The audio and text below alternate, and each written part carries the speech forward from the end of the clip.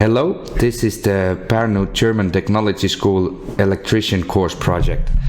The project consists of an electric motor, an automatic motor operating unit, a motion sensor, a residual current device, a wall plug that is partly earthed and partly not. The project has been built consisting mainly of the Novak product line products.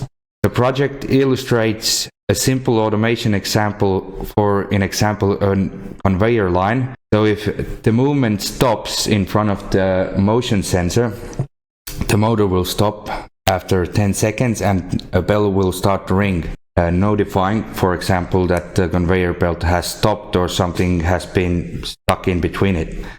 It also illustrates the need of an RCD in a circuit for safety. So the project starts with the F1 main circuit breaker. So if the F1 main circuit breaker is engaged, then the key is needed to start the circuit. The key then operates K1 contactor that it will self-lock itself. And if for some reason the emergency stop button has been triggered, the only way to start the whole circuit again is to turn the key again in the key switch.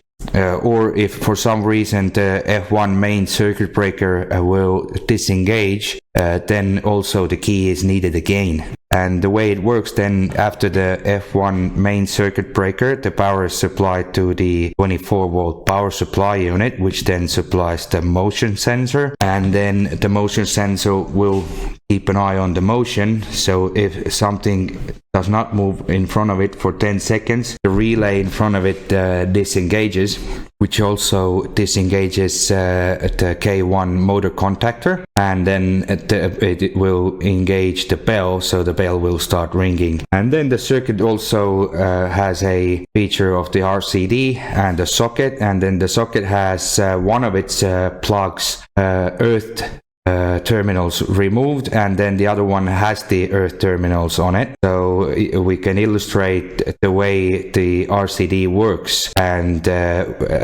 what happens if we don't have one in the circuit. Okay, so this is our motor control unit, a motor operating switchboard. Everything starts here with operating and starting from the key switch. So the key switch then engages this contactor. And then now we are able to start and stop the motor. Here we go, here we start it, here we stop. The power on is indicated by this green light. Motor is indicated by this blue light. And then we are able to stop this here from the emergency stop. But for now we will start the motor. And then we will leave the motor running, and now if there is no motion in front of this motion sensor for about 10 seconds, then the motor will stop on its own and the bell will start ringing. So I'll just wait for 10 seconds.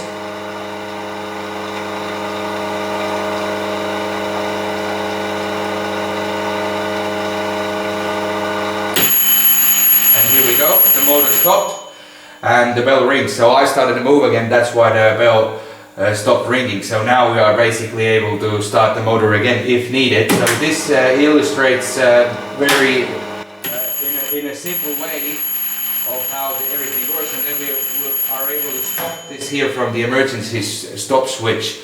So if this was a conveyor belt, for example, and there was some sort of a jam in it, and then the conveyor belt will not move anymore, the motion sensor will actually sense that there's something something's not moving anymore, for example the conveyor belt, so it will stop and the bell will start ringing, maybe letting someone know that something has caught up in the conveyor belt system. So this is the way it works. And now when the emergency stop is engaged and I will disengage it, and for example if I don't have that key, I am not able to start this motor again without switching this key again. So this is also like a safety feature or some sort of safety feature that can be used or utilized. So now if I turn this key again, the contactor then engages again, and then again able to start and stop this. And also if the key is if we don't have the key, switch off the main power supply, switch it back on. So and now, yeah, so if for example, in some instance this has tripped this main circuit breaker, we are also not able to start the motor because we always need the key to start it. And that's it for the motor control unit. Okay, so first we will demonstrate the RCD working with the protected earth connected. So we have our light system here hooked up, and then we will plug it in, and in the wall plug we have the protective earth terminals there, all good. So now when we plug this plug in, the RCD should trip. So that's what we will do right here, and then okay, so the protective earth is connected, and now I'm just gonna dip this joiner here into the water. So once that falls into the water, the RCD should just trip immediately, and it did.